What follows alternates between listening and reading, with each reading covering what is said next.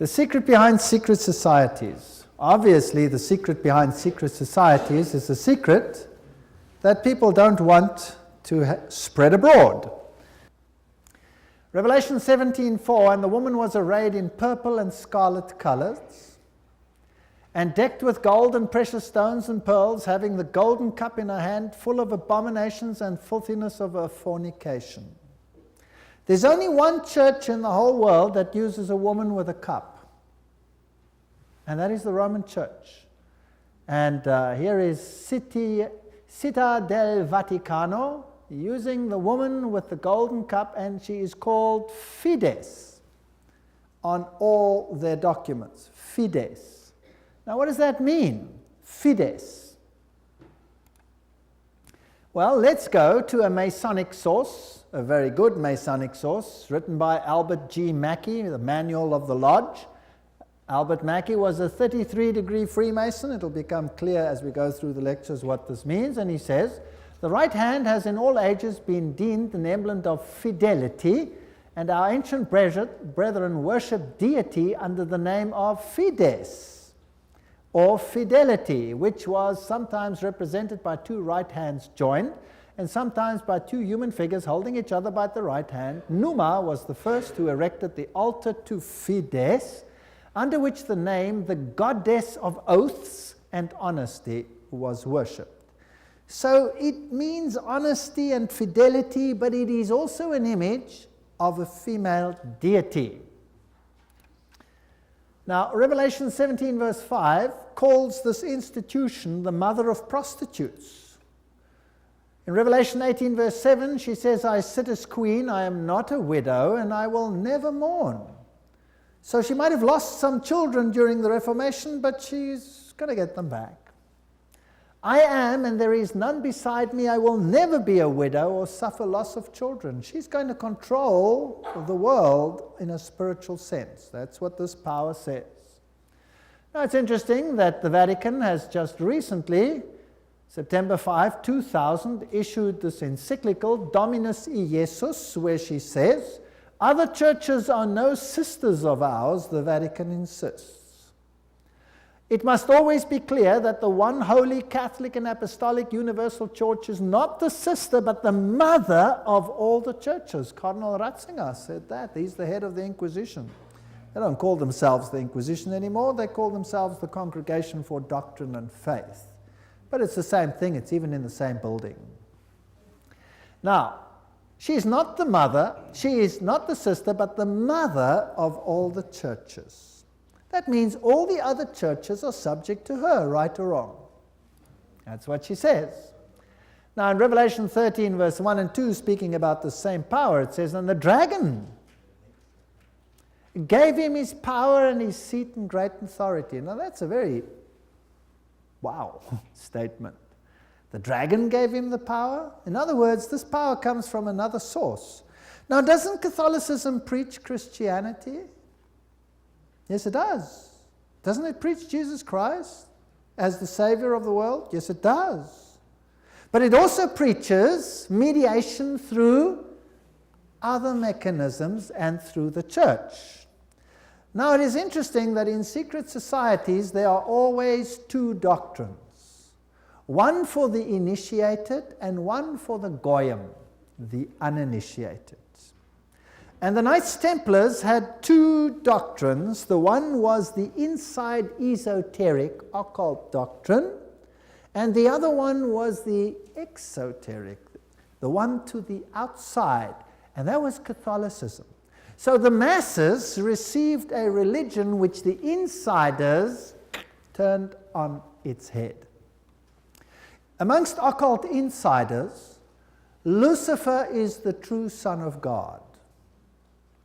Jesus is a second son who was defeated by the first one who had been thrown out. So Lucifer is the true luminary, the victor in the battle, and will be the one who will be worshipped at the end of time. That is occult doctrine. That's always been the doctrine of the Kabbalah, the Kabbalist doctrine, and it has been the doctrine of Gnosticism.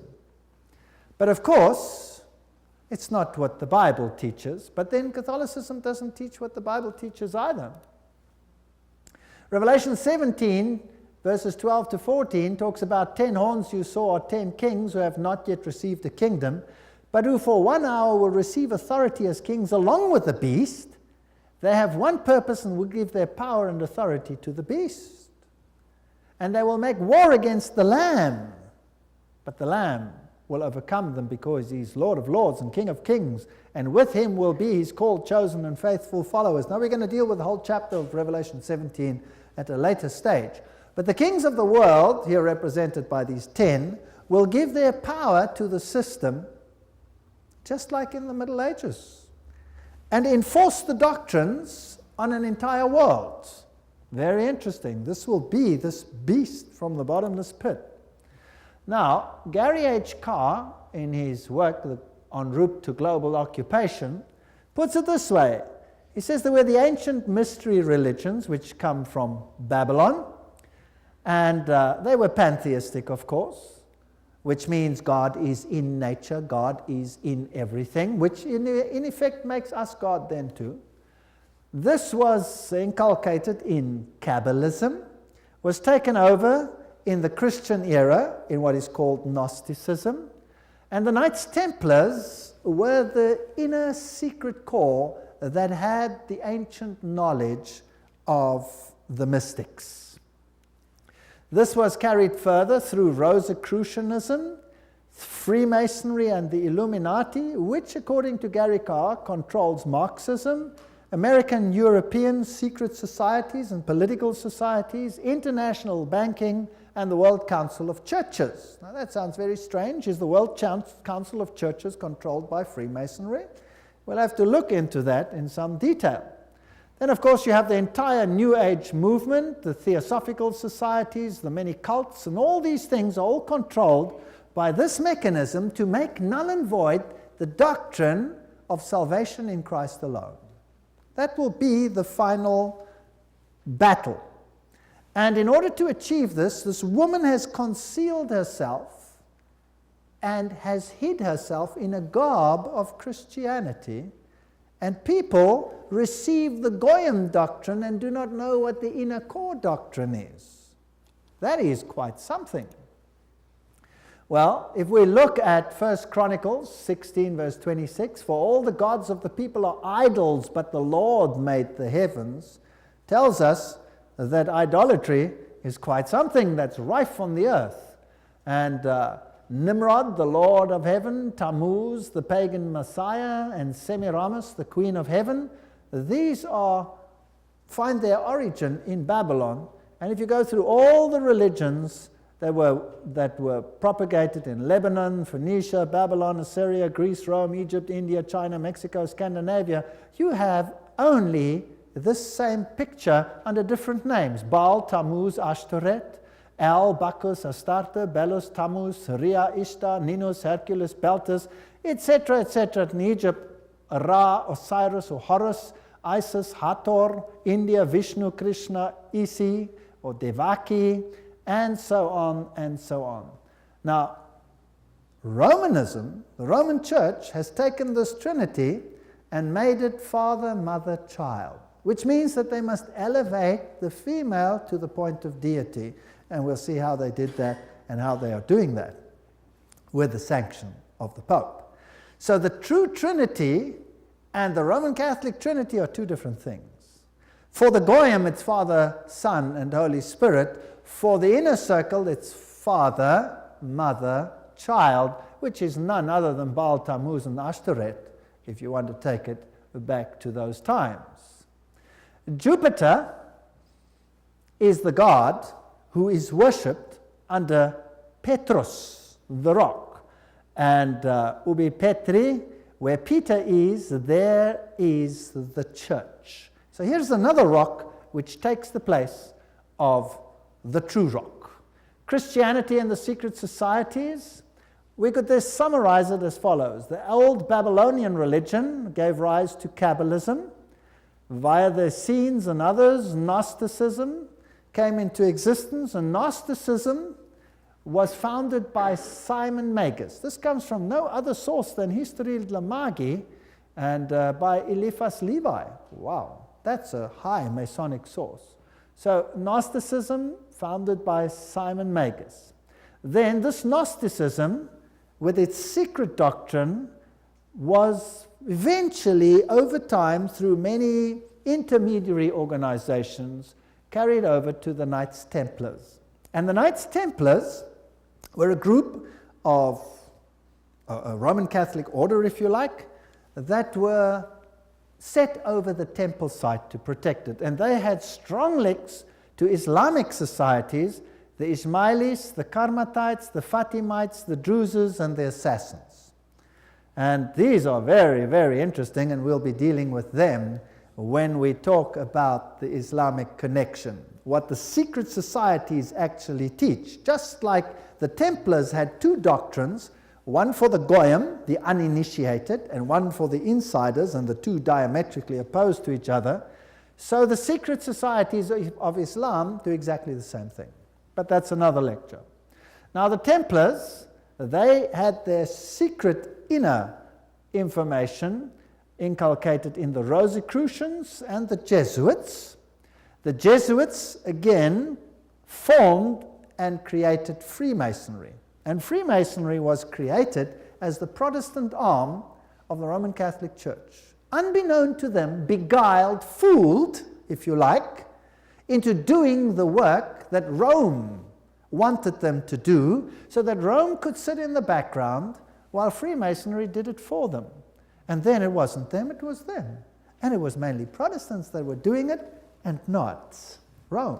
Very clever. Very, very clever indeed. So now let's have a look at these Knights Templars. Here are some of the representations. This is Desmaloy, the founder of the, or not the founder, but the leader at the time of its dissolution of the Knights Templars. This is what their dress looked like, if you like, and that is one of their symbols. It is a symbol that is used by many churches today. Did you know that? Many charismatic churches use that symbol. That's fascinating. And Jehovah's Witnesses use that symbol as well. We'll come to that in another lecture. Now let's have a look at what Nestor Webster, Secret Societies and Subversive Movements, has to say about the Templars. We're not going to read it all, but you can always, if you get the video, stop the quote. In the year 1118, 19 years after the First Crusade ended with the defeat of the Muslims, the capture of Antioch and Jerusalem, these groups were founded that were eventually established as the Templars, and they presented them with a house near the site of the Temple of Solomon, hence their name, Knights Templars. And they became very famous and a very powerful order which controlled all the finances, the financial world. They were the banking elite of the world, if you like. And then in the year 1128, the order was sanctioned by the Council of Troyes and by the Pope. It was a Roman Catholic order within the church. Now, some years later, October 13, 1307, this order was officially brought to an end by the King of France because it had come to light what they were doing, so it was said. The King of France, Philippe le Bel, had the Templars arrested, and the date was Friday the 13th, October 1307, and since that day, Friday the 13th is a day of bad luck for the entire world. And the charges brought against them were: the ceremony of initiation into the order was accomplished by insults to the cross and the denial of Christ and gross obscenities. Gross obscenities. There were all kinds of things reminiscent of Sodom that had to take place there. The adoration of an idol, which was said to be the image of the true God, and that was Baphomet, this symbol over here of the androgenic male-female deity. The omission of the words of the consecration of the Mass, the right that the lay chiefs amongst themselves giving absolution, and authorization of unnatural vice. So they had to to curse the cross, trample upon Jesus, swear allegiance to Baphomet, and sanction this with unusual vice. That's a pretty serious crime in those days, so he was sentenced to death. But the order actually didn't disappear. The Pope was very reluctant to say that it was so. Masonic ritual includes references to the Knights Templars. For example, here, Secret Societies and Subnervous Movements says, several knights who had set forth the rescue of the holy places of Palestine from the Saracens formed an association under the name of Freemasons, thus indicating that their principal desire was the reconstruction of the Temple of Solomon. And you hear a lot about the reconstruction of the Temple of Solomon today, and the story of Israel and all those interesting things. Now let's go a little bit into some of the history. I'm taking you to this beautiful palace. Where do you think it is? It's in Jerusalem, and it's Notre Dame Vatican. And this is where the Pope has his representation in Jerusalem. It's a palace for a king. There's the Vatican flag flying outside, and there's even a whole lane where you have some interesting papal artifacts. Now in Jerusalem, I went to look up the site of the Knights, and here is the Knights Palace, the Latin Patriarchate. This is where the Knights Templars originally had a site, and the Knights of the Papacy now control this area. This is their symbol that they use. That is also the Knight's shield, which is used by many religions today. The Rema Church uses that symbol, for example. These are the eternal warriors. That is the symbol that they use. There they are they kiss the Pope or the Patriarch's ring. They are knighted just like knights, and they knight highly prominent bankers and individuals such as that. Inside this church, you have, of course, the statue of Jupiter as Peter. Notice that the foot is well kissed. And I didn't want to kiss the foot, so I just stood there. And it is a very important church because both Pope Paul VI and Pope John Paul II visited this church, which is, of course, highly symbolic, and there are the plaques. And the Latin Patriarch, the Knights Palace. If you go inside, there's this interesting altar. And as you look at the altar, you'll see certain figures over here. This one over here is very interesting. Let me get it a little bit closer. And what do you see? You see the double-headed eagle, which is also the symbol that is used in Freemasonry. So there it is on the altar of the Knights. And what is there on this side? Two swords held like a compass. Fascinating. So there are many, many Masonic figures in here. The tail feathers and the feathers of the eagle, very reminiscent of what you have, for example, on the back of the dollar, and all those other interesting symbols of the circle with the triangle and the sun around it. And the inheritor of the Templar nuance are the Jesuits.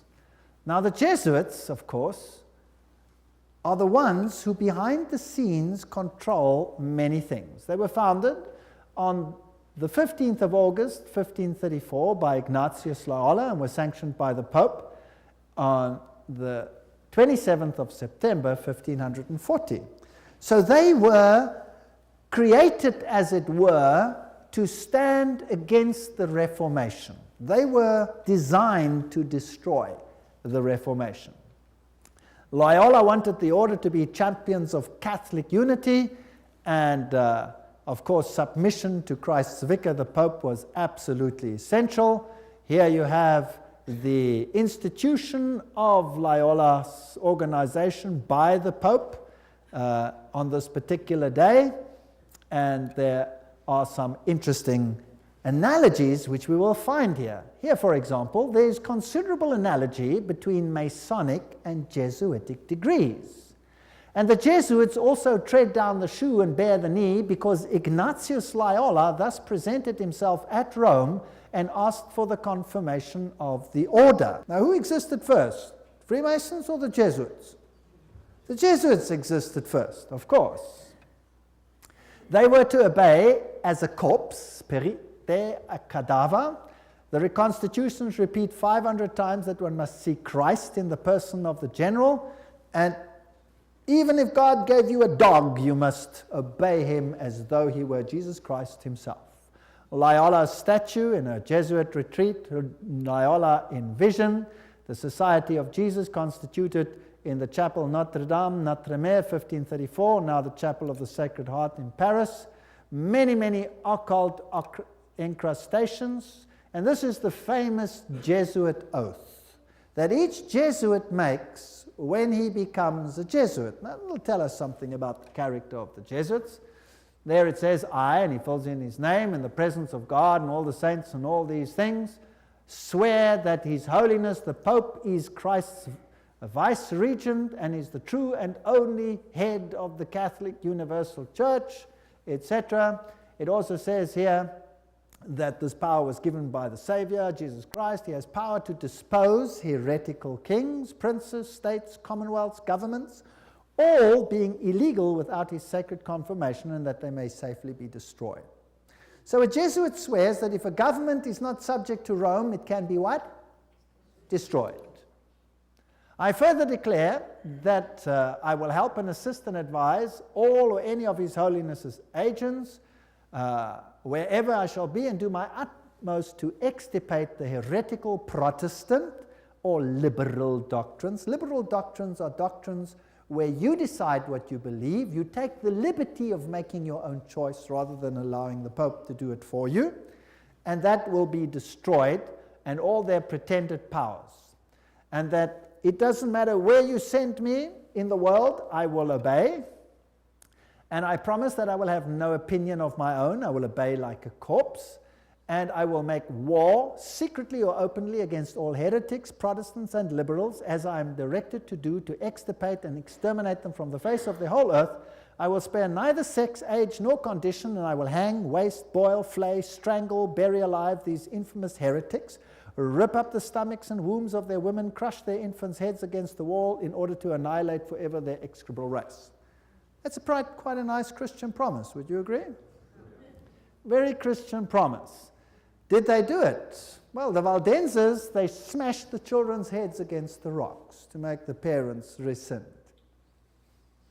In the Ottoman Empire, that's an interesting story, in Serbia and in all those East Bloc countries where they occupied, they took the children, threw them in the air, and caught them on the ends of their bayonets. They were nice people. Now you will say, that was Islam, that wasn't Jesuits? Well, debatable. We'll talk about it another time. And if I cannot do it openly, I will do it secretly. So that is what a Jesuit swears. This is the famous Pontifical Gregorian University in Rome, the most prestigious Catholic university in the world. The Jesuits, in all their enclaves, have their figures in caves. Now, in paganism, all the deities come out of the cave, and they have the letters IHS, which actually stand for Isis, Horus, Set, which is the Egyptian Trinity. They, of course, say it means Iesus hominum salvator, Jesus the Savior of men, but it doesn't. It means IHS, Isis, Horus, Set. And their symbol is the triangle with the all-seeing eye in it for this deity. They also use the pillar, the stela, if you like. They have the symbol of the triangle with the eye in a circle, which is also the symbol used in the New Age movement. And we saw that Gary Carr says that Freemasonry controls the New Age movement and the Jesuits control the Freemasonry, or created it. This is the University of the Jesuits in Prague. On top of it, they have Atlas, not Jesus Christ. If you go to a more modern Jesuit enclave, like this one in Germany, I visited this. I'm quite cheeky sometimes. There I am. And took a picture, and inside they have this picture of Christ. This is not Christ. This is Atlas, holding the world on top of his shoulders, disguised. They have these symbols up against the wall. There, this symbol is the symbol of Hermes. If you take away the cross, then you have the symbol of Isis. This is paganism at its best. And these symbols over here are nothing. Here it is, Jesuit Kirche, when it was built, etc. And their symbolism, Maria, the M is the Masonic M, the triangle, Ria, the goddess. Here is a church in Germany, a cathedral. Inside you will see this circle with a cross in it, the crossed swords, symbol of all symbols used also in Freemasonry. Now if you go back to ancient Assyria, that was a very prominent cross. It was the Maltese cross. It comes from ancient paganism. They have the symbols of the star over here, two stars one over the other, or two crosses one over the other. They have the compass, they have the moon with a disc in it or a star in it, which is the symbol that Islam uses, for example. They have the solar calendar and the triple crown. All of these are used by the papacy. Upside down crosses represent victory over Christ. Hammers and compasses and sickles, these are symbols that are prevalent in the world. There's Jesus standing above the skull and crossbones, which is a symbol of Jupiter, the god Jupiter, who is a symbol, of course, who is Lucifer. Upside down crosses again.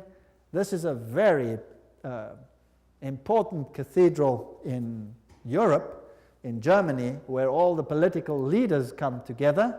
If you go there, you will have Janus, the two-headed one, and then you have the statue so-called of David, but of course it isn't David, it is the god Pan, because he has a pan flute in his hand, and David didn't play a pan flute. So I went to look for the dark side of Pan, because there's a light side and a dark side, and I found him. There he is, the hoofed one in the same cathedral. So they hide their occult symbolism. If you enter into the hallway, you find this over here. This is the god Anubis. It's got nothing to do with Christianity. There you have him as well. Plus you have the phoenix rising from the ashes. Plus you have the symbol of Jupiter and a whole host of other symbols over there. And in their side chapel, you have all the signs of the zodiac serving the various deities like Mars and Aquarius, etc. And the doorknob is a yin-yang. This has nothing to do with Christianity. They use the symbol of the compass and Jupiter and the PX symbol over there, which you will find in virtually every single Christian denomination upon the face of the earth. The phoenix rising from the ashes, the peacock, all symbols of Lucifer.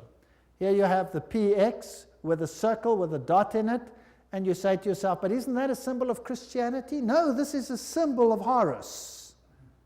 This has got nothing to do with Christianity. They use pine cones. Let's ask Albert Mackey, 33-degree Freemason, to tell us what the symbol means. The point within the circle is an interesting and important symbol in Freemasonry. The symbol is really a beautiful but somewhat abstruse allusion to the old sun worship, and introduces us for the first time to that modification of it among the ancients, the worship of the phallus. So it's a pretty filthy symbol at that.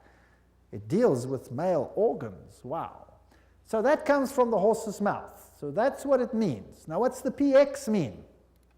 Let's go to the best Masonic source in the world, Morals and Dogma, page 292. And in case you don't believe me, I photocopied it so that you can see it. There you can see the symbol. Can you see that? It is the staff of Osiris. On the medal of Constantinopus, in hoc signat eris, whatever the inscriptions. And then some other interesting things. So this is the staff of Osiris. And then it goes through the mystic Tau and the crosses and the stars of David. And then he uses this one as well. Interesting symbol. He says the vestment of the priest of Horus were covered with these crosses. That's a Maltese cross. Remember that I showed it to you on the Assyrian king? Now who wears that on his vestments? Well, let's have a look. Oops, there it is. Who's wearing it? The Pope is wearing it. So what is he? He must be the priest of Horus. So to the outside world, it seems like Christianity, but to the inner circle, it's occultism. On the floor of the cathedral in London, you have the tricolour, which is the triple yin-yang. And what does that mean? Well, let's go and ask the sources themselves. Celtic version of the yin-yang. That's what it is. The tricolour, the sea, good luck, cauldron, Celtic goddess, the goddess of wisdom and witchcraft. Who was enthroned in the French Revolution? Goddess of reason. witchcraft, reason, all these things, same deity. On the floor of the same cathedral, you find the mystic Tau. What does the Tau represent? Let's ask another Mason, Ward. He says it's the symbol of the male creative side of the deity, sign language of the mysteries. So again, it has a sexual connotation. What's it doing on the floor of a cathedral? So the Jesuits are the heirs of the occult religion, and they control the world through their agencies. They stand in the background, create sub-organizations, and everybody thinks they are not active. Let's ask them themselves what they believe. Here is the history of the generals of the Society of Jesus. These are all the generals, starting with Ignatius Loyola. They're all listed down there. We don't have to go through them all the way through to the present one that rules now, whose name is Peter Hans Kolvenbach. Nice German name. It's interesting that the Germans are very prominent in this. Peter Hans Kolvenbach is the head of the Jesuits. Cardinal Ratzinger, another German, is the head of the Inquisition. They seem to be pretty much in control. What does he look like? There he is, Peter Hans Kolvenbach. You're looking probably at one of the mightiest men on the earth today, if not the mightiest. He's the Black Pope. Here you have the cave of Loyola. Here you have George W. Bush and the Pope in audience with each other. And they don't do anything by chance. They just happen to do this exactly under that picture I showed you, where Loyola receives his commission from the Pope. Now, the ceremony of induction and the extreme oath of the Jesuits, Library of Congress, catalog card, there it is. You have been taught to insidiously plant the seeds of jealousy and hatred between communities, provinces and states that were at peace, and incite them to deeds of blood involving them in war with each other, and to create revolutions and civil wars in countries that were independent and prosperous, cultivating the art and the sciences and enjoying the blessings of peace, to take sides with the combatants and to act secretly in concert with your brother Jesuit, who might be engaged on the other side, but openly opposed to that with which you might be connected, only that the church may be the gainer in the end, in the conditions fixed in the treaties for peace, and that the end justifies the means. Whoa! This is Hegelian science. Two opposing viewpoints, dialectic thinking. You war the one with the other, and you rub them up until nothing is left. It's called thesis, antithesis, and the resultant clash brings synthesis, that which you want. Now note that the Jesuit can be very active on the one side, but he can be equally active on the other side. So this is all a process whereby they wish to attain things. The 30-Year War. Now, what was that about? The aim and the object was that that war should in truth become a war of annihilation. Besides, was it possible for them to allow peace to be concluded with countries whose rebellious governments had issued a law ruling that no Jesuit should ever again dare to show his face? Do you know that the Jesuits were thrown out of virtually all countries, including Catholic ones, because they were so divisive? Catholic kings couldn't even take the Jesuits and threw them out. If a Catholic king dared to throw out a Jesuit, that country was destroyed, Catholic or not, and the Jesuits are back. You can take your bottom dollar for that. So, the frightful responsibility for this terrible 30 Years' War must rest upon the Emperor Ferdinand II and his teachers, rulers, and bosom friends, the sons of Loyola. Every single thing I'm saying is a quote. Popery, an enemy to civil religious liberty. In 1550, Pope Julius declared his claim to universal temporal political power, evidenced by a new coin he issued, its motto having read, "The nation and kingdom that will not serve me shall perish." Now please note that this is a Roman Catholic statement, that the nation and the kingdom that does not serve the papacy will perish. What does that mean in terms of Protestant countries then? Are they going to be in trouble, yes or no? I would say yes, they will be in trouble. Thomas Aquinas, the great philosopher of the Roman Catholic Church, said, "The Pope by divine right has spiritual and temporal power as supreme king of the world. The Pope of Rome, as head of the papal government, claims absolute sovereignty and supremacy over all the governments of the earth." All the governments. All these quotes are highly potent quotes. There is nothing mediocre in these quotes, and they come from the highest sources.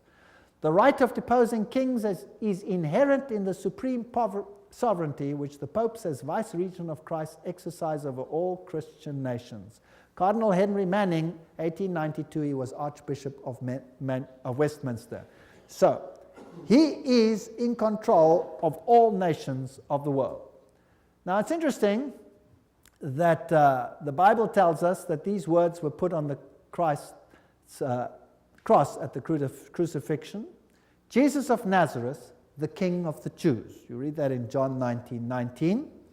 But the Roman Catholic crucifix has the words "INRI" written on it. Now, if you look it up in Webster's dictionary, it means Jesus Nazarenos Rex Iuderum.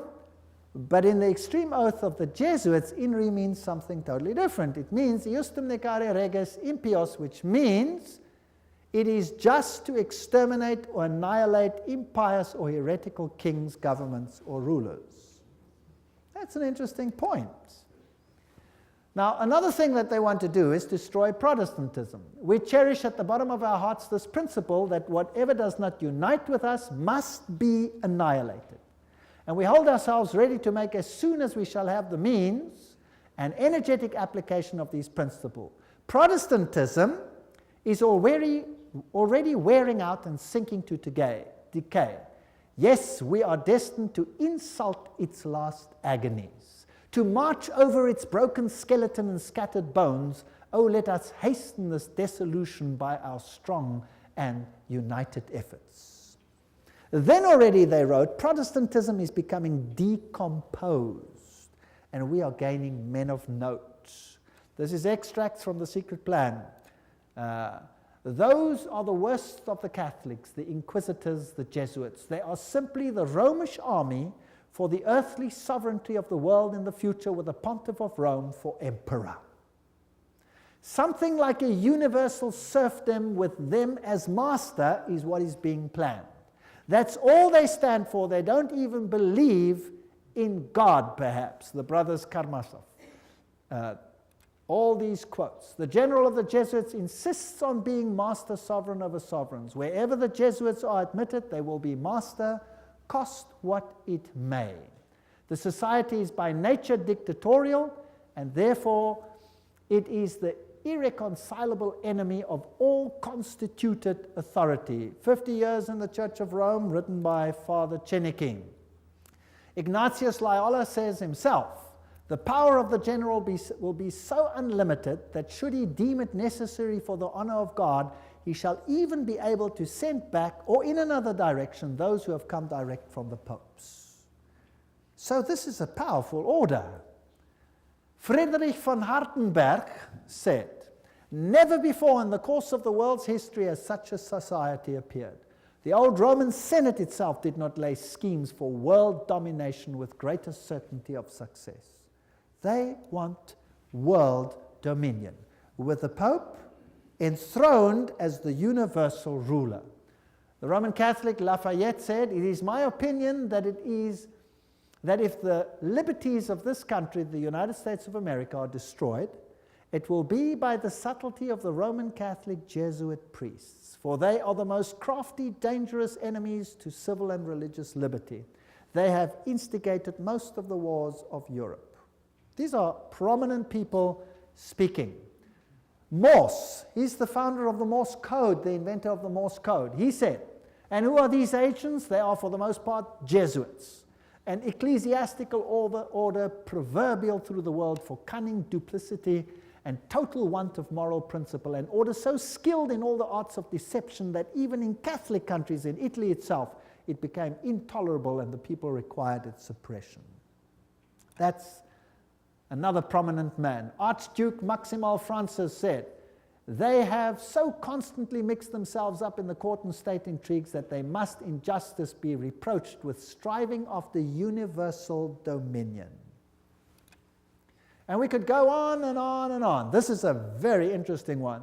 This is Michelangelo Tamburni, 1720. This is the Jesuit of the general of the Jesuits, the general speaking to the Duke of Brancas, and he said the following: "See, my lord, from this room I govern not only Paris but China.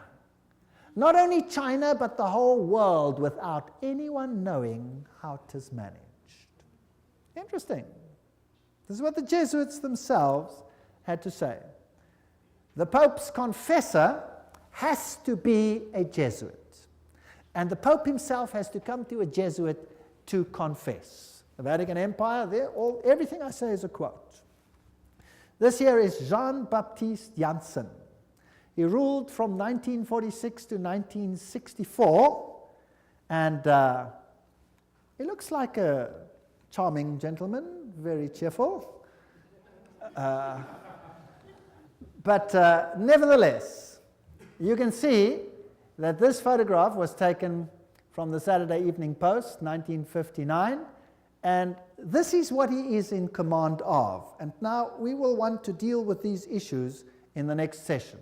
He controls the following secret societies: the Sovereign Military Order of Malta. So he is in control of the Knights of Malta. The Scottish Rite Shrine of Freemasonry, the Order of the Illuminati, the Knights of Columbus, the Knights of the Ku Klux Klan, B'nai B'rith, the Nation of Islam and its private army called the Fruit of Islam, the Mafia Commission, Opus Dei, along with a host of lesser brotherhoods.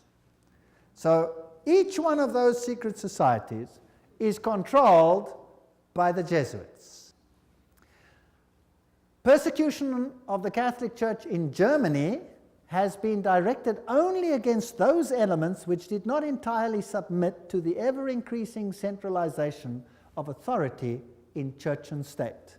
So sometimes it looks as if even the Catholics are suffering, but only those Catholic groups that are not totally submissive to this system will be subjugated. Some Catholic orders were actually opposed to the Jesuits.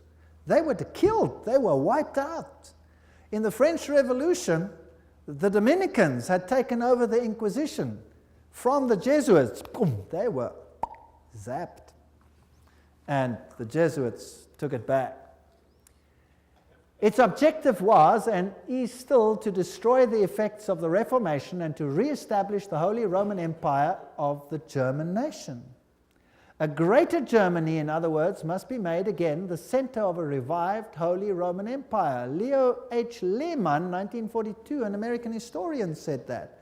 Isn't it fascinating that the Russian president, or a Russian president, let me put it that way, and many political leaders have given the assurance that Germany will once again play a greater role in the new Europe today? Isn't it also fascinating that it was a Jesuit priest, Father Stempfler, and not Hitler, who wrote Mein Kampf? In fact, you can read it on Mein Kampf itself. Now, the SS used this symbol of the skull and crossbones. What was that a symbol of? Do you remember?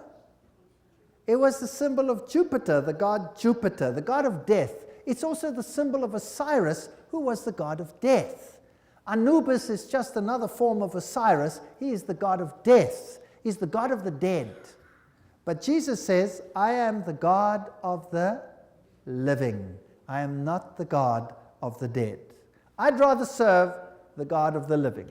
The SS was organized by Himmler according to Jesuit order principles. The rules of service, spiritual exercises prescribed by Ignatius Loyola constituted a model which Himmler strove carefully to copy. Absolute obedience was the supreme rule. Every order had to be executed without comment. Every single statement is being read from a reputable source.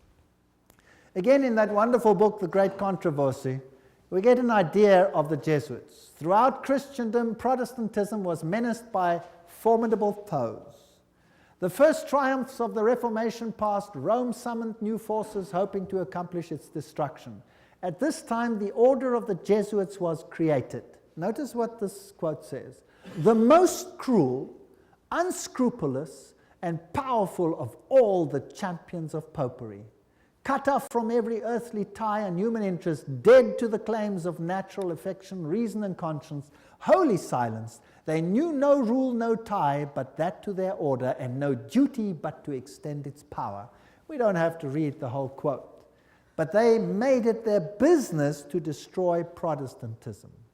The Jesuit order therefore stands before us as the embodiment of a system which aims at temporal political domination, and that over the whole world.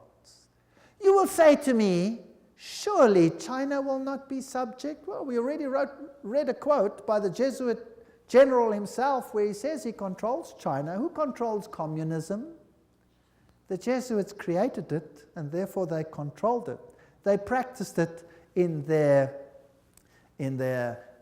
South American examples where they practiced it before they instituted it. Very interesting. This is Count von Hernsbruch, 1911, German noble and ex-Jesuit, who says this very thing. At what then do the Jesuits aim? According to them, they seek the greater glory of God, but if you examine the facts, you will find they aim at universal dominion alone. It is they who rule the world. One quote after the other. Moreover, the Pope has thousands of secret agents worldwide. They include the Jesuits, the Knights of Columbus, the Knights of Malta, Opus Dei, and others. The Vatican's intelligence service and its field resources are second to none. Even Dave Hunt, American Baptist historian, says that. So, let's have a look at some of these institutions. Let's have a look at Freemasons. The Grand Design Exposed says, the truth is the Jesuits of Rome have perfected Freemasonry to be their most magnificent and effective tool, accomplishing their purposes among Protestants. Now surely the members of Freemasonry themselves must be deceived, because if they saw it, they wouldn't do it, right? So actually the order is being used and they themselves are deceived. And only within the order, higher up, are those chosen ones who know, and they are controlled by the Jesuits for Rome. Very clever. Very clever. To make Protestantism do what you cannot do openly because you have been fingered by Protestantism as the Antichrist. So this is very interesting. This is a Templar fortress and a church on the island Mallorca, Spain. And there again you have the double-headed eagle, and you can go to virtually any church on that island and you will find the double-headed eagle over the altars of these churches. As I've said, Adam Weishaupt was the father of Jacobinism, and he is the one who is also the founder of the Illuminati. From the Jesuit college at Ingolstadt, it is said to have issued the sect known as the Illuminati of Bavaria, founded by Adam Weishaupt. Its nominal founder, however, seems to have played a subordinate, though conspicuous role in the organization of the sect. You see, again, they use a front and a front and a front. Now, here are two Jesuit generals. This one over here is General Ricci, and this is General Ledochowski. And very interesting, this one over here, 1773 to 1840, he ruled during the order's suppression. Now notice this, the Vatican itself suppressed the Jesuits between 1773 and 1814. What happened to the Vatican in that time? There was a mortal wound. And the Pope was taken into exile and he died. Isn't that correct? So who gave the mortal wound to the papacy? The own order in the own church. Power struggle. And he created, in his time, the Illuminati was created through Weishaupt. And, of course, is also the father of modern communism, who with his Jacobins conducted the French Revolution. Years later, Jesuit General Ledokovsky with his Bolsheviks conducted the Russian Revolution in 1917, and it's identical to the other revolution. And I will deal with that when I give a lecture on revolutions and wars and dictators later in the series. France's greatest authority on the Jesuits, Edmond Paris, said, "The Russian Revolution, by eliminating the Tsar, protector of the Orthodox Church, had it not decapitated the great rival and helped the penetration of the Roman Church, we must strike while the iron is hot. The famous Russicum, Russian College of Rome, is created in 1929, and its clandestine missionaries will take the good news to its schismatic country. 1 century after their expulsion by Tsar Alexander I, the Jesuits will again undertake the conquest of the Slav world." And did the poor Slavic world suffer? They were slaughtered by the millions. History will show what happened there when Stalin, probably one of the greatest mass murderers of all time, did his thing. Frederick the Great, so-called, of Prussia, caused the high degrees of Masonic constitutions of the ancient rite to be revived, and he himself wrote the constitutions under the guide of the Jesuit general. Encyclopedia of Freemasonry, Albert G. Mackey says that himself. Very interesting. And now notice this. This is a source that's unbelievable. This is Isis Unveiled by Blavatsky herself, the author of Secret Doctrine. She says that the rites are the offspring of the sons of Ignatius Loyola. The Scottish Rite and all of these worked under the instructions from the general of the Jesuits. So who controls Freemasonry? The Jesuits, there's no doubt about it. Here, we have confirmed the induction of the Knights Templar Mason into the councils of the said order of knighthood, and hoping and confiding that he will ever be so demean himself as to conduct to the glory of IHS, the most holy and almighty God, and to the honor of the mark we do recommend. There's a ritual in Freemasonry which is totally Jesuit. So the Jesuits control Freemasonry. Here's a Freemason temple, if you like. It's in Oklahoma. There is IHS. This is a Freemason temple. It's a lodge. There is IHS in it.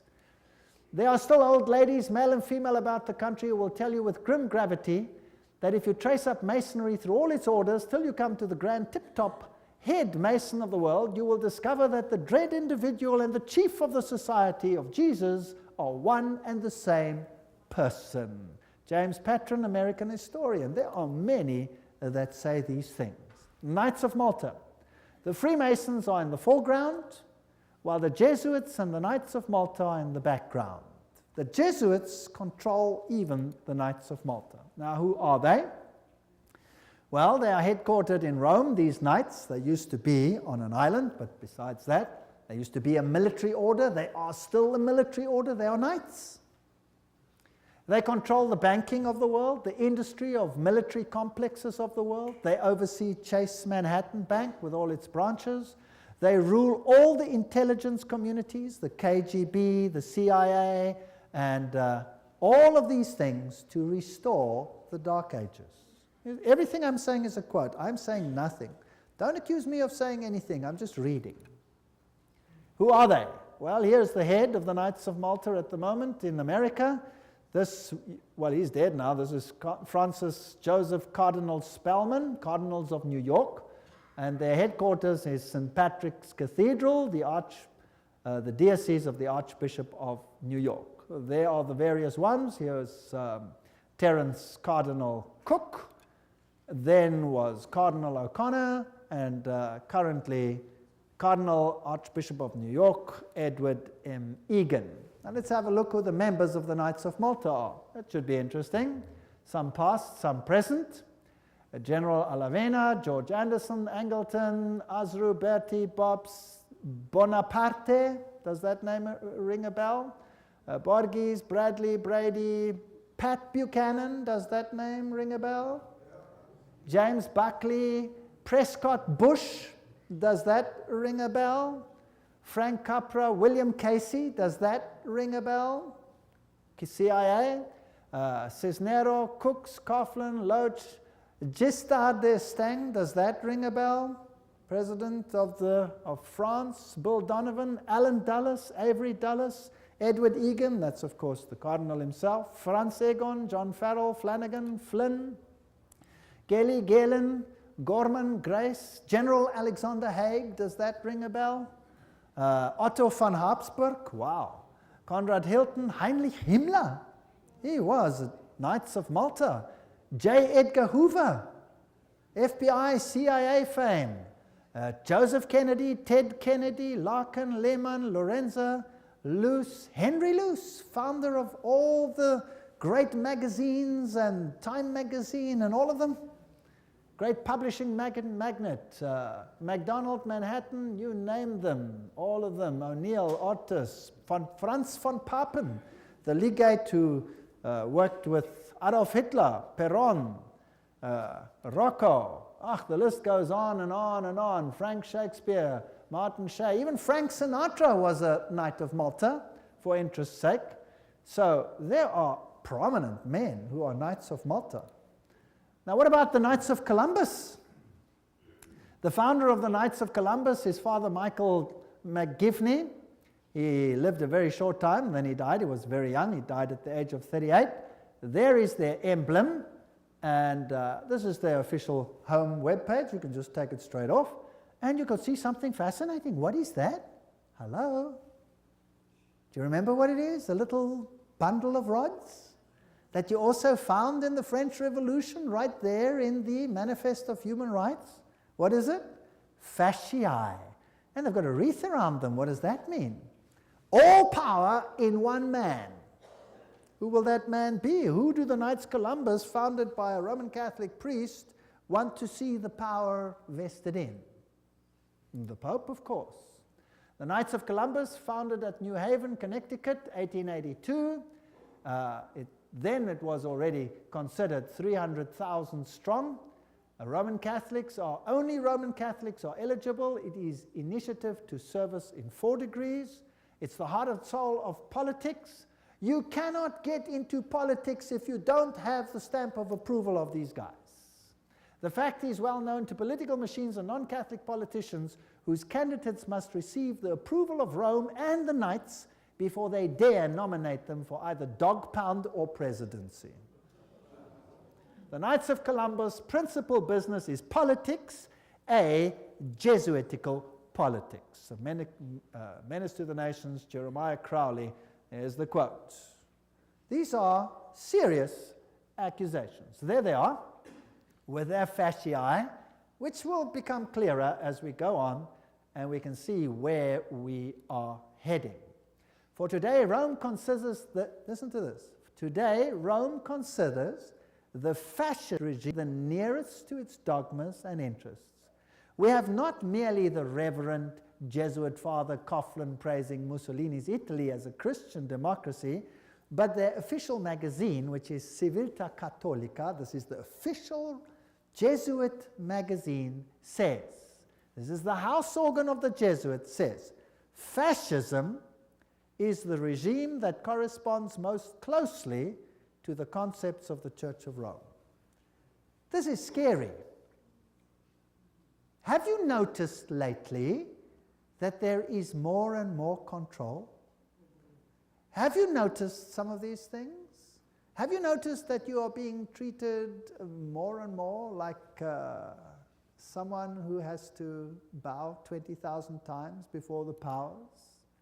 Then there is the organization Opus Dei. Is a semi-secret religious lay order with paramount objective is total support of the papacy. And these people walk around with clamps that tear into their flesh so that they have constant pain with every movement to remind them of their obligation. And they have high members, like presidents, for example, of Portugal is an Opus Dei member. Then we have the Skull and Bones organization. And who are they? Well, they have this interesting skull and bones. What does it represent? You know that by now. Jupiter, and they have the number 322. If you look up Genesis chapter 3 verse 22, you will find, now man has become as like one of us, knowing good and evil, raising man to the level of deity. This is Yale University, the place where they are. Now let's consult one of the greatest authorities on skull and bones. That is Anthony Sutton. Let's ask him who he is. Educated at the Universities of London, Göttingen, California, former research fellow at the Hoover Institute, Stanford University, as well as economics professor of California State University. He had the guts to speak out and write a book, and it cost him dearly. But nevertheless, let's quote him. There is the book, Anthony Sutton, America's Secret Establishment, an Introduction to the Order of Skull and Bones. So that I don't say it, let's quote it. Skull and Bones, it's over, it's Bush. Bush won the election. Let's watch this video. Yale University, the scions of America's first families confess their sexual exploits from a gruesome coffin. In a smoke-filled room, a handful of power brokers manipulate the global economy. These are the purported activities of some of America's secret societies, groups with names like Bilderberg, Skull and Bones, and the Trilateral Commission. The Skull and Bones Society is founded in 1832 by 15 seniors at Yale University in New Haven, Connecticut. They establish a secret society with rules and rituals that remain unchanged to this day.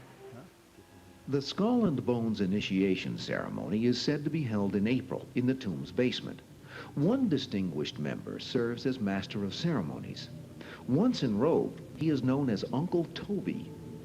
The shortest senior is appointed Little Devil and dons a satanic costume. A bonesman with a deep voice is dressed as Don Quixote. Another is dressed as the college's founder, Elihu Yale. Still another is given papal vestments. It would all be funny if it weren't for the fact that among the former bonesmen are 3 presidents: William Howard Taft, George Bush, George W. Bush, numerous senators and ambassadors, industrialists like William Whitney, CIA agents, State Department officials, and publishing magnate Henry Luce. Absolute secrecy is also required. In his 1999 autobiography, George W. Bush devotes just one sentence to his membership in Skull and Bones. Quote, "My senior year, I joined Skull and Bones, a secret society so secret, I can't say anything more." The secrecy, according to some researchers, is there to protect the fact that Skull and Bones funnels its initiates into positions of power and influence. The best-known bonesman is ex-President George Bush, who, according to tradition, is supposed to avoid admitting he's a member. Mr. President, are you a member of Skull and Bones? Leave the room. American Journal got a similar response when we recently asked George Bush Jr., the governor of Texas, about his membership. Does it still exist? The thing is so secret, I'm not even sure it still exists. Okay, so you'll see that George W. Bush is a member. They lie in a coffin. They bow down before a papal figure, swear allegiance. They do all kinds of weird sexual things in a coffin, which I'm not going to explain what they do here. It's pretty vile. And these are the presidents of the most powerful countries in the world, and they belong to secret societies such as this. The order, what it is and how it began. Those on the inside know it as the order. Others have known it for more than 150 years as Chapter 322 of a German secret society. That is very important. In fact, this was discovered when they broke in and stole some of the papers at that institution. It is officially known as the Russell Trust of 1856, or as the Brotherhood of Death, because they serve the god of death, who happens to be Anubis, if you like, Osiris, if you like, or Jupiter. The American chapter of the German Order was founded in 1833 at Yale University by General William Huntington Russell. And Taft, the only man to be both President and Chief Justice of the United States. Interesting. Now, the German Order, what does this actually mean? The Illuminati had its origin at the University of Ingolstadt, and recruits were from the student Inkorps. Of course, they had to be students with high connections, you know, sons of very high insiders. The order had its origin in Yale in 1833, but Skull and Bones is a chapter of a German secret society. So, which organization does it represent? Active members have enough influence to push their sons and relatives into the order, and there's significant intermarriage amongst the families, and they fall into major categories, two major categories. We find the old line, American families, second, families who occupy great wealth. When he's initiated into the order, he says, tonight he will die to the world and be born again into the order, as he will henceforth refer to it. The order is a world unto itself, in which he will have a new name, and 14 new blood brothers also with new names. Now, there's also a British chapter which was established at Oxford University and All Souls College, and the British element is called the Group. So the Skull and Bones is not the only one. You have the Group, and then you have a European order as well. So the Group links to the Jewish equivalent through the Rothschilds, the Inner Circle, and so there is a worldwide secret organization which has the highest individual in industry, government, all facets of life. And they actually are the most prominent rulers in the world today. And if they are a chapter of a German society, then they are the Illuminati. And George W. Bush said that there are 1,000 points of light illuminating the world at the moment. It's interesting that the order writes many constitutions. The members write constitutions. For example, Archibald MacLeish, who is a member of Skull and Bones, or was, he wrote the Constitution of UNESCO. Now, we're going to have to deal with UNESCO and find out what it's about. Churches, the Union Theological Seminary is under the control of Skull and Bones. A very interesting seminary. We'll deal with these in more detail in another lecture. Major establishment of law firms, communications and industry, the Federal Reserve, and all of these are controlled by the order. This is how Chapter 322 operates. There's a central inner core. Notice that this is actually the all-seeing eye, the wedge of the eye, but that's something else. There's an inner core, there's an inner circle, there's an outer circle, there's an Atlantic Circle, the Bohemian Club, notice there, Bohemian Club, part of Skull and Bones, Pilgrim Society, Penumbra Order, Chapter 322 of the Order, the Trilateral Commission. That's how it's put together. You could basically put it this way: Council of Foreign Relations, United Nations, Bilderberg's Club of Rome, Royal Institute of International Affairs, and the Trilateral Commission, with the Illuminati controlling everything on the inside, forming basically the round table. Now, you saw that the Bohemian Club is part and parcel of the issue. Now, what is this Bohemian Club? Well, here's the Bohemian Grove. The August 2, 1982 edition of Newsweek reported, this is just another quote, the world's most prestigious summer camp, the Bohemian Grove, is now in session 75 miles north of San Francisco. It's in a forest. It's a fortress. But strangely, even fortresses can be breached, and one enterprising journalist managed to sneak in. The fiercely guarded 2,000-acre retreat is the country's extension of San Francisco's all-male, ultra-exclusive Bohemian Club, to which every Republican president since Herbert Hoover have belonged. This is just a quote. This is the Bohemian Grove ceremony, which was photographed or videotaped, very darkly, of course, very secretly, by one journalist, which caused a major furor.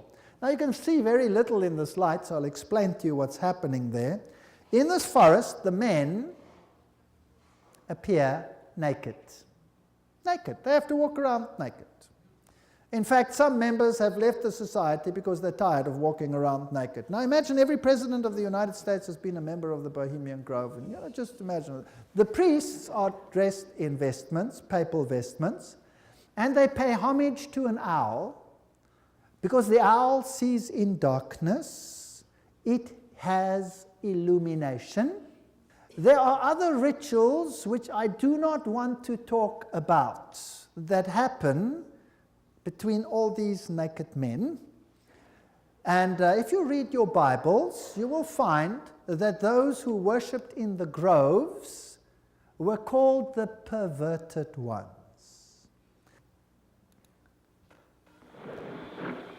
There's the papal vestment. Is in his leafy temple.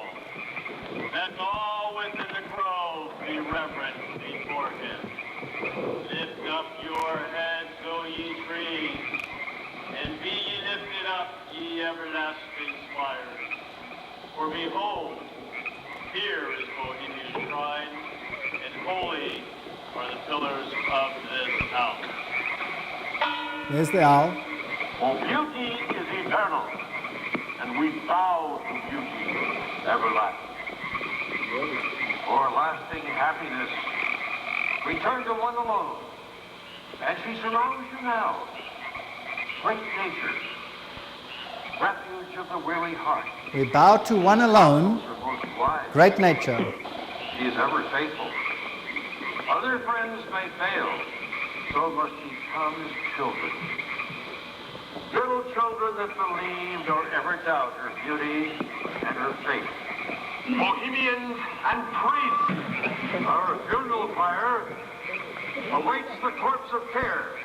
Prince of all mortal wisdom, Owl of Bohemia, we beseech thee, grant us thy counsel. Owl of Bohemia, grant us thy counsel.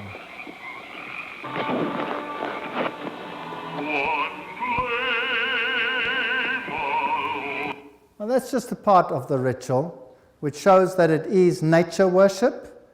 It is condemned in the Bible, and yet, who are the members? Let's continue. This is an article in Mother Jones, August 1981, volume 6, page 28, and reports who the prominent members were. For example, George P. Schultz, Stephen Batchelor, Gerald Ford, Henry Kissinger, William Buckley. Can you imagine them all walking around naked, worshipping a stupid owl? I mean, that's so pathetic. Fred Hartley, Griffin, Haywood, Coors, Teller, Ronald Reagan, Clausen, George Bush, William French Smith, etc., etc., etc. It is pathetic. Modus operandi of the order. The activities of the order are directed towards changing our society, changing the world, to bring about a new world order. This will be a planned order with heavily restricted individual freedom. That's fascism. And I will show you the papal encyclicals that will make your hair stand on edge as to what is going to happen all over the world. And believe me, I live in a country where it's being implemented. And you can see it happening every single day. It is scary. But you don't have to be afraid if you know why it's happening. If you do not know why it is happening, you will despair, and there are thousands who are putting bullets through their head because they cannot tolerate it. 4,000 farmers driven off the land and murdered in my country alone. They lose everything, they lose hope, they put bullets through their heads, they wipe out their entire families because it's better for them to die than to live with it. And you know what? You give a lecture like this and you show what's behind it and why it's behind it, and guess what? They get hope. Because they see it's not just them and not something they don't understand. Once they start understanding the bigger picture, they gain hope. And they say, wow, so it's not really the end for us, because this is simply the sign that Jesus is coming soon. And there will be a better kingdom. Let us give our lives to Jesus Christ, because this world has nothing to offer. And they get hope. No constitutional protection if you go against it. They control education. I'll show you how in the lectures. Money, law, politics, economy, history, psychology, philanthropy, medicine, religion, media. There is nothing that they do not control. And remember, they are neither left nor are they right. So if there are right-wing parties and left-wing parties, they control them what? Both. That's the Hegelian principle. That's Hegelian logic.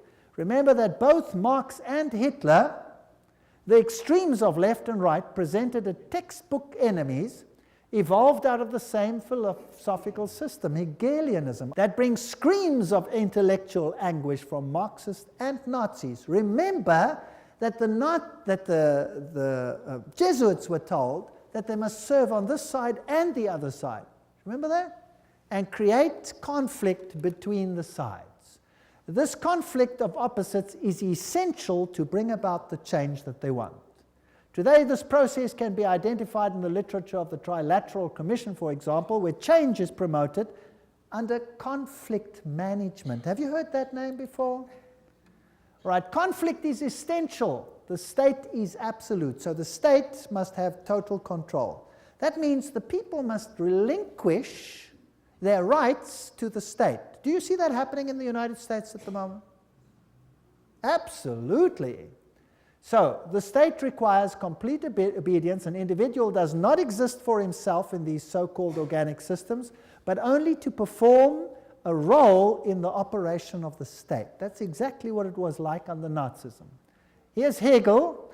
The two, Hegel and Kant, are the philosophers behind the system. I was stunned. I was in Europe 4 weeks ago, in Germany, and the leaders, the presidents of Germany, went down and put down wreaths in front of these people's graves and said, their philosophy has made the new Europe possible. They honored them.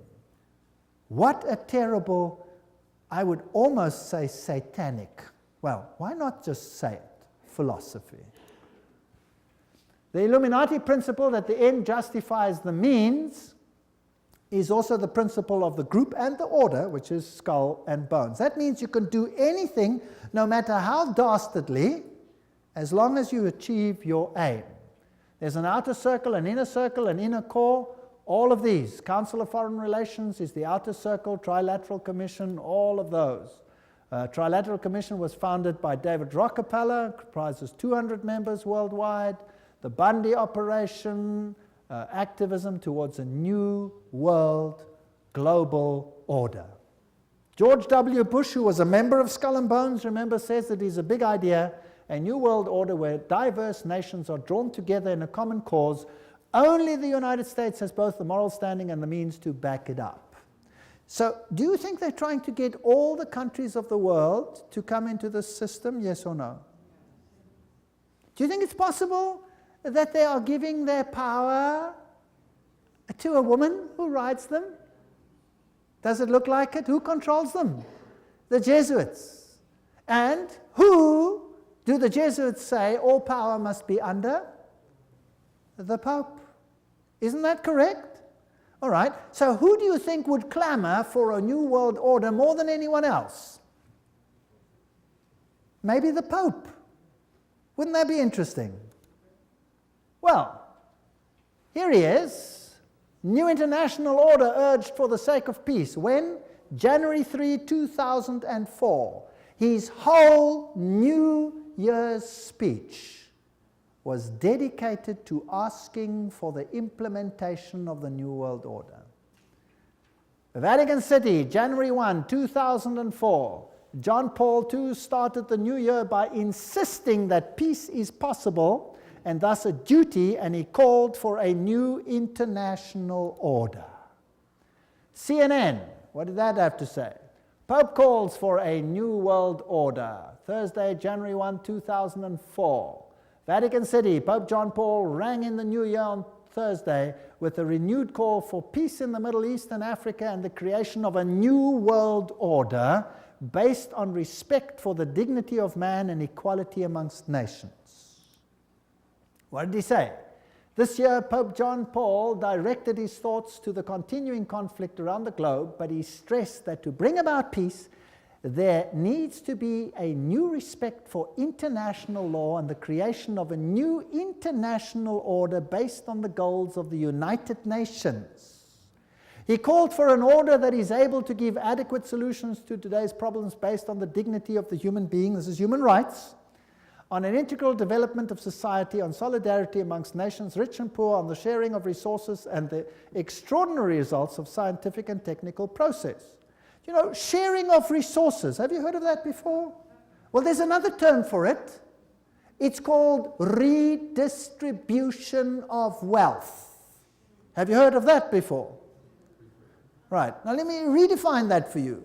To redistribute wealth means to take the wealth from the one who has it and give it to one who has not got it. Is that correct? Now, if you do that, which nations of the world will be hardest hit? The Catholic ones or the Protestant ones? The Protestant ones are the rich nations. Everywhere you can draw a line. Now, I will show you in the lectures that come that there are encyclicals which define how the redistribution is to take place. And how it is happening and how the encyclical says it should take place is what I can see happening in my country without the government lifting a finger against it. It is defined by need, as we will see. Now, there's another word for taking from one who has and distributing it to someone who does not have. It's called theft. Stealing. Thou shalt not steal, says the Bible.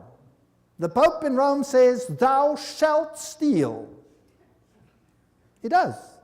Literally, I'll show you his encyclical. You will be stunned. This New World Order is going to be an exciting place. I don't want much part of it. Fortunately, my God says, my kingdom is not of this world. If it were, they would fight for me. But it is not of this world. My kingdom is up there. There where your treasure is, there your heart will be. I have managed, because I live where I live, to loosen myself from that which I own, because I know that it means nothing anymore. Do you know that in my country, if you go on a holiday, and you stay away for a while, and you come back, and your house is occupied, that you cannot put the new tenants out, even if the house is yours? Did you know that? Because they have need, therefore they have the right to take it, whether you own it or not. And this is not a joke, this is a fact. Scary. But who cares? I serve a God who has promised the most wonderful things, even temporal things, to those who serve him. Wonderful promises. I go to prepare a place for you, and I will come again to take you where I am also. In my Father's house are many rooms. I go. Actually, it doesn't mean rooms, it means mansions. God has prepared things for us which make this world sick by comparison. So let them have their kingdom, let them have their fun, because my God says this world will come to an end and the kingdom of God will reign forever and ever and ever. Don't miss the next lectures. We're now on a roller coaster ride that will take you to exciting places. Thank you for coming.